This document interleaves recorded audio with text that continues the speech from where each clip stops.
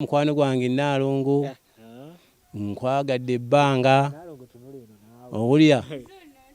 nakwagala okyali mwana muto wajja oli mwana muto wano ewange tumaze okuzaala abaana oyagala okwefuula esala yokkula esawa yabadde yakkula kufuna kubanga twezimba esibira ate kuzimbulula kakana gati wali omanyi tusobola okufuna abantu nga bano mumukisa munene nnyo abasajja bano era basabire basobole okusaka obuyambi obusinga naawo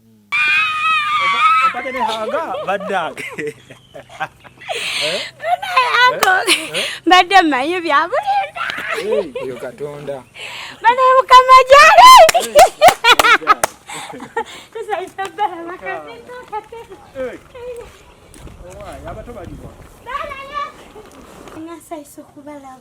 naffe wetutyo anti waŋŋamba bwe bati nti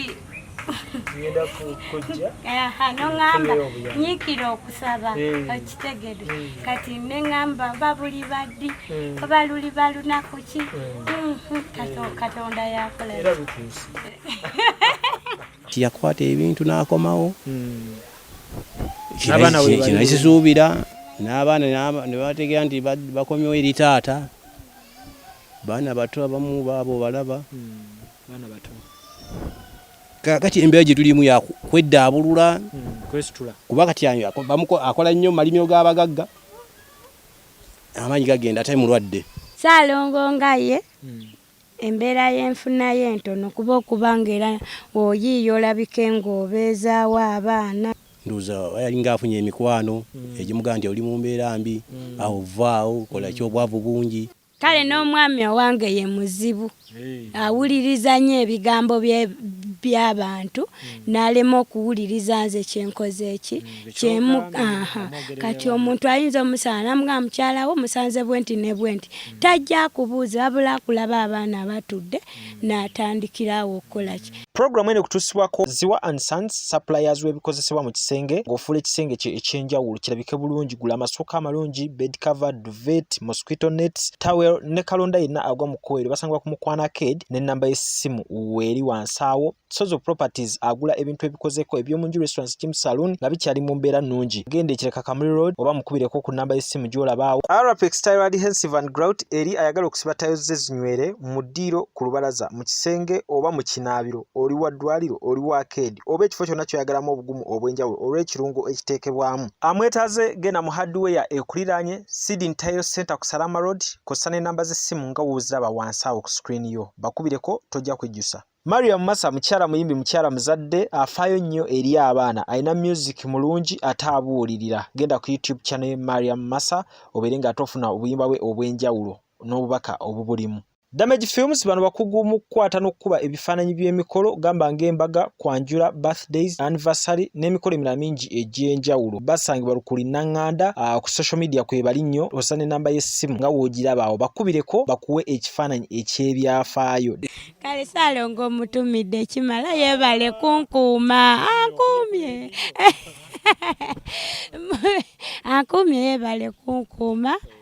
kansabe Mukama atukuuma atuwa obulamu namwe abawa obulamu. Omulungi atulaba tukomyewo ekasengejje gye twasanga omukyala Irene Namatovu mwamulaba ku lunaku lw'abakyala ng'akuba amataffaali era njoza njagala obbategeeza nti wendi ebifaananyi by'emisingi gy'amataffaali okusinziira we nnali wano byeyongeddeko emisingi gyeyongeddeko obungi abaana we bali famire weeri eggumidde ku mulundi guli twali ne Nalongo yekka ebyaliwo abaabiraba mwabiraba gwe twali tunyumyamukko ku nsonga za Saalongo. Taata w'abaana ali atya agenze kukola ebya taata w'abaana nga bizibu kiki ekibizibuwaza twandimbweziza ku birala mubeera naye wano sibeera wano navaawo olw'obutakkaanya n'empangisa eyo nengenda n'abaana naye olw'okuba nti nkolera wano nvaayo nezijja nenkola. Naye twebaza Katonda we tukomeddewo Saalongo oli. Saalongo nsanyusa okukulabako. Nange nsanyusa okubalaba. Nange nsanyusa okukulaba munnange. Obulamu bugamba butya Saalongo? Obulamu bubaddemu okusomozebwa kungi. okuva covid yasooka nitubeera amakani gakyankalanamu amaka wano gakyankalanamu munnange n'abisitula n'adduka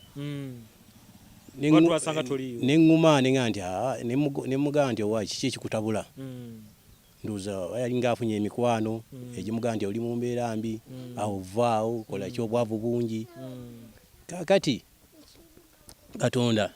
nanyamba nesimusuulya kuba maama w'abaana nga bwe musanga mugamba kiki ekikutabula va ku by'abantu okukwata engambo z'abantu tusobola okuba amatafaali naye obupakasi ogenda kupakasa tuli ku ttaka kuba amatafaali tufunemu akantu tugaziye amaka nemuwa ekirombe wansi wali wamusanga era najjamu abantu abasekeeterezi ne bamutawaanya buloka zitunze embisi nti ate nti addusa agenze mu muzigo alina okusasula omuzigo nemuga mukazi wattu obonaabonera ki tuli ku ttaka we naateeka wano omukyalo omulala oli maama w'abaana ninga kamukwata empolampola kati agenze ng'afuna abantu amubuulirira n'afuna abantu b'ekkanisa nalongo nasobola okukomawo mu maka wano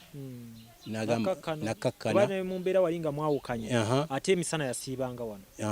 kale temwali mukikola mutyo nga gwe olina okuseggula obaviiremukko bwe babaze ku makya nze bajjanga ng'egye bali bapangisizza nga ebintu babiri eri kakati ndowooza omutima gw'okukomawo gwo nga gukyamulimu era nagenza okulaba nga yeekubye omutima akoze eki akomyewo ne mugamba nti awo zonna sente ozoonoonye omuzigo tegulwakola ki si nnyangu kati ne mugamba tukole ebituzimba tulunde tukole ki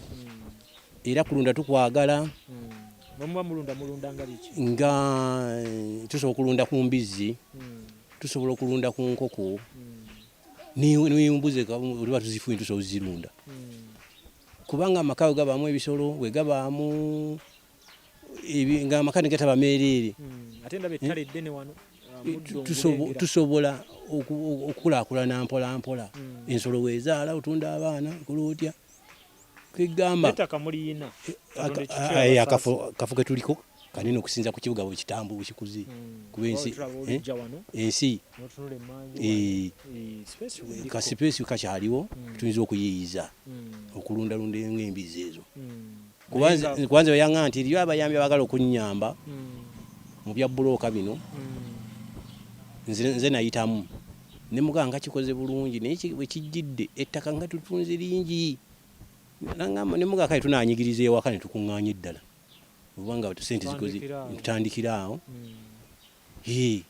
kakati abantu baali beeraliikiridde bagamba maama w'abaana ono waali watali taata kale bwe kyeraliikiriza abantu mu nsonga nti abaana bato ate bali bawera taata sannafa wenkyaliwo naye siri mu mbeera nnungi bamuwa amagezi nti omusajja mwavu dduka obwavu bwe ensonga ne mugamba obwavu tebabudduka bola mubuyiyiza tulina butemera amakubo okulaba nga bukendeera era yembeera gye tulimu wano naye nga munnange awabiziddwa nnyo naye nga we bali kwagala mukyala kubanga muzeeyi wange awo mu buzibu obungi ennyo nze ni munaku kati nsisigazza taata kati nze ku bazadde abanzalira ddala mu ntumbwe sikyalina ndi mulekwa munnange yeegale ababe bakyaliyo bane bali wala eri kyaggwe taata wange namuziisaawo gwe nasigazzaawo ali wali waggulu awo mulaba naye nze nasigaliddewo olyawo mu bbanga kati agenda okukiraba ningamba omukyala ndese alaba n'abazadde bange bonna baweddewo ate anzirusyeko n'abaana egamba kyakuyisa bubi kyampisa bubi mu mbeera y'omuntu naye ki ekyakugumya nogaa nkyalina otambula ne mukyala wange biki ebikugumiza ekyangumya omukyala wange ennaku agimanyi naye abawabya banna abatambuza olugamba abawabya oli bubi awuddukawo kaakati ne mugamba tulina abagagga batulinaanye nti nokola ow'omugagga nga tokoze kikyo tekiba kikyo oba okoledde oli n'agenda mu maaso osigala nemuga tufube nnyo okuba nga twekolera ekyaffe nkoleye ekyammwe kuba kulunda kuba buloka mubiteeke mubirowoozeeko paka ebituuka mu nkola kubanga bw'okolera munno ye asigala afunye ne mugamba tusale amagezi ageeya ebyaffe tubikole tulabe nga tweyongerako ne batusekerera owulira kaakati n'agenda ndowooza ng'akiraba era kati yakwata ebintu n'akomawo kinakisuubira n'abaana ne bategeera nti bakomyewo eri taata baana bato abamu baabo balaba kaakati embeera gye tulimu yakweddaabulula kuba kati akola nnyo mu malimiro g'abagagga amaanyi gagenda ate mulwadde ayinaanira kati singa afuna wano omudala ogw'amaanyi kuba ebintu tubigwana wala n'ateeka wano omudala ogw'amaanyi manda biki akatundu ke tulimu kagenda kafuuka tawuni naye tutambula distance ate okugula obuntuntu ng'ebintu ebitonotono ng'ebyo ne tugenda eyo waggulu ne tugenda eri ku luguudo ne tugenda wa saate wano singa bana akaduuka oba no kalinga engeri akadaala asobola okuba nga takyamenyeka nnyo bipakasi mugagga n'amutemya yiika ya lumonde mukazi bukazi esente zamba wamuwadde entono bibeerawo nebamukozi yiika owa sente abayagala kufunamu yiika z'olusuku nazimukoza nsuku kiba kinene nnyo kintu kiba kinene nnyo nga gamba obulamu bwe tebuli bulungi naye singa essira liteekwa mu kukola ebibye tuyiyayiya kuno kulunda nabawo n'engeri y'akantu akatunda wano ku bintu embeera eyinza okuddaddamu okuba ennungi manya olusi bagamba tosala gwa kawala atonafuna gwa kalenzi ekyo nakyo kinkoze bulungi okuwulira ku sayidi yo ate era n'okkiriza okuba ng'otuwa ebigambo nga ebifaanana nga teweekwekeredde ate nga n'omukyala waali covid eyasooka yatuyisa bubi ne tuguma mama bano ojja kusemberaku entuguma covid owokubiri era tatuyisizza bulungi namala nenkomawo ewaka wendi ntudde kiki ekyakusikiriza okudda kale omuzigo nga gunyigiriza sente nga sisobola sente zaabwe zinatuuka ekiseera sente nezinzigwako nanyini nyumba naŋŋamba baba mu nyumba yange genda kati neŋŋamba kanzireyo nenkomawo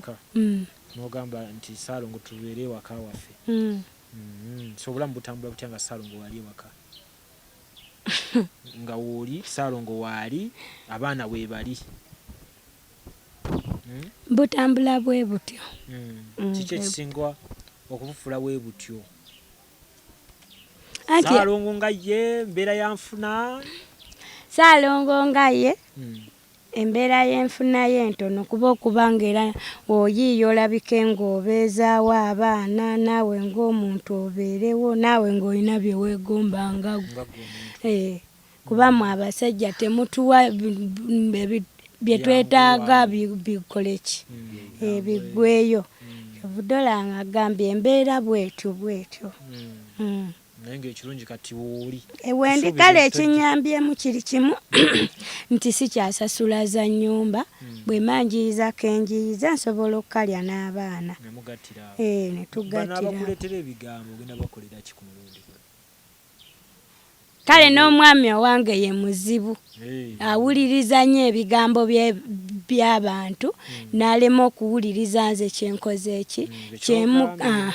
kati omuntu ayinza omusala namugamba mukyalawo musanze bwenti ne bwenti tajja kubuuza wabula akulaba abaana batudde n'atandikirawo okukola ki n'ensonga eyanzija wano ku mulundi guli saagibagamba twakubaawo buloka ne tugitunda n'ensaamu nnyo amaanyi gange esobole okukola ki okubeerawo twalinga ogwo gwe mufaliso gwe tusulako ffe abantu abakulu abo kati nayiwa mwannyinaze nenkwata buloka zaali buloka 5 nenzitunda nengenda nengula omufaliso banayo mwami wange yanvuma mwannyinaze yebwe bwe yanvuma naye yabisitula bulambalamba n'abitwalawa mu kyalo kubanze nali mbikako ningamba waayeka kaneyo tebikyali naye yeddeko nga ye tetujja tunulya nnyo bikadde tujja batunulya nnyo kusika muguwa kuba tuba tetulina mugaso gwe tulina gye muli muli wamu mubeera wamu gano ge maka gammwe kati ndowooza ensonga ezimu kuzikaya nnyo omukyala ndowooza ozitunulamu naawe ssente ojja kunzikiriza Salongo nzikwase Naalongo mu mbeera nti Naalongo yali mu kifaananyi naye nsaba ssente zino mu butono bwazo zibereko kye zibagattako Naalongo zino giri emitwalo 10 najiri emitwalo 2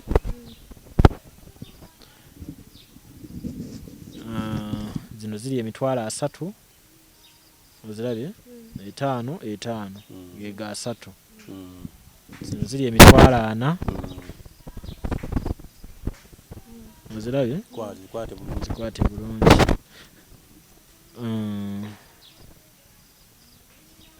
ziri emitwalo 5 Shegera tutera okubeera mu program wezi tufuna abantu ng'omu 2 3 4 5 mulundi gumu naye ku mulundi guno twafuna one kanena kyo tujja kyevuma tujja kwebaza Katonda nti ye nakyo kyasobola okubaawo waliwo eyali ayogedde ku kyokugamba omukyala akube buloka nga abala distance ono wakolera paka ateerye wali ennyumba gyasuubira ogizimba nga ali oba yali mukono oba yali wakati nga distance tegatta buki bulungi naye ekirungi nti yatuwa emitwalo 5 katono kazira mu liiso ffe tujja siga nga tukeebaliza tusiimye yanzege akama mudizeewo erinyazibu sigenda sobola plus Scovia neyanziza nnyo neyanzege mukama amudizeewo amuweere eddala kyasinga okwagala kansabe mukama n'abalala nabo bananyambiraawo so n'olw'embeera eyo yanziza bannange mwebale katulwane tulabe nga babawo akantu ke twongerako mwebalire ddala musakire ddala nnyo kuba obuyambi tukyabwagala katusabe ne Sala musabe Prescovia awangale jali emirimu bamwongere kubanga musasi mulungi okumanya omuntu omunaku asembayo kintu kirungi nnyo batono si bangi abalowooza nga ye mwebali nnyo tusiimye ensiimye Sale wa Naalongo olw'obudde Naalongo balaza obusiimu naye ekikulu kati nze kyenjagala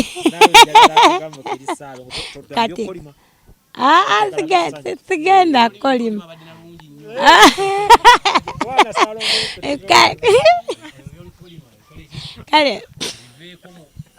kale Salongo omutumidde kimala yebale kunkuuma ankuumye yebale kunkuuma kansabe mukama atukuuma atuwa obulamu namwe abawa obulamu nga mwabasasi ne Auntie Scovia gyali tamanyi simumanyi naye mukama amuwangaaze ate yebale nnyo yebalire ddala Katonda amuwe ekyasinga okwagala anko byebyo awangale Ssaabasajja akoleki awangale amiina Salongo toyongerako naye ng'ekikulu kiri nti nsanyusa obbasanga ababiri saba Katonda biri byonna ebikadde bibajjiremu mufune essuula empya Katonda watyo waakola nze temumanyi abangako nali suubira na kujja eno naye olaba Katonda atusinkanya master waffe tetuyinza mwerabira master yeebale nnyo master mboowa musajja nnyo si musajja mulimba ogabe essuubi gye muli okubira master n'omugamba master genda ondabire ku bantu abo najja eno nampaata information ebakwatako ate n'enkya ne mukubira luli kale kwegamba musajja muntu mulamu manya olusifa abamu ebizibu byaffe tugezaako bimalira munda naye nga twadde n'okusoomoozebwa akabanga akayiseeko emabega awo ate omanyi oluusi okusomezebwa kujja n'ebintu bingi kubaamu ate era emitendera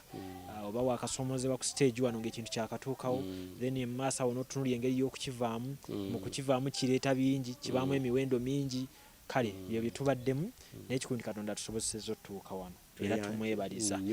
wanaabeerawo kyonna ekipya ekinaaba kizze ffe tujja kwongera okukebera ku baagalana nga kijja tufuulana kyankiza okulaba nti muli wamu n'okwongera okwezimba ekirungi mulina ebirooto tubiwulidde katusabe Katonda basobozese bituukirire mu mbeera yonna erusi bisobola n'otuukirira ate biyise mu muntu akuwadde ssente bw'ati naye ne bituukirira buki butuukirize so katusabe Katonda abasaasire bituukirire ffe tugenda kubateera wano tunaalabagana ate nate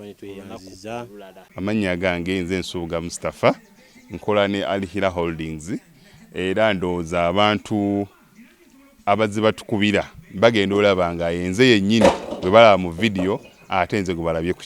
ku site yaabwe. Biodigester kirabise nti kati abantu batandise okukkiriza nti gwe mulembe oguliko. Kituufu. Kuba okusookera ddala omunnayuganda yali amanyi nti yaabo bokka abayina enzije enfunda kwa tuze twogerako nga ddalabira ddala ennyumba eri wano naye nga tetulina kabuyonjo we tugiteeka. Ku mulundi guno apartments zino zirabika nga zirina space nnene nnyo naye era nabo basazeewo okukozesa nkola eno. Basazeewo okukozesa nkola eno lwa nsonga olw'ebirungi n'emisomo gye tuzze tukola ki tusomesa abantu. Tutundire ekinnya mulundi guno engeri gye mukikozeemu. Leero ndaba mwawudde mu bibiri saate bulijjo twali tulaba nga ye batadde tanka eno wabbali bwe muteeka amayinja. Okay, biodigester neri entono kuba kati ndaba mwasemba otulambulako nga tukola